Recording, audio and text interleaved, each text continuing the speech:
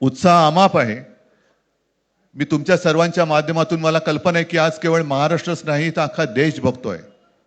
मी सर्वांना विनंती करतोय, आवाहन करतोय आणि एक सूचना सुद्धा करतोय. कारण मागे विधानसभेच्या वेळेला भारतीय जनता पक्षाने जो एक अपप्रचार केला होता, बटेंगे तो कटेंगे, तसंच मी मराठी माणसाला सांगतोय की आता जर का चुकाल तर संपाल, आता जर का फुटाल तर पूर्णपणे संपून जाल.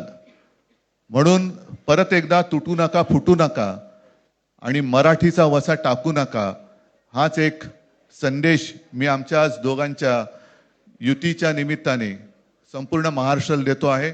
आणि मला खात्री आहे की मराठी माणूस हा सहसा कोणाच्या वाटेला जात नाही, पण त्याच्या वाटेला जर का कोणी आलाच तर त्याला परत जाऊ देत नाही.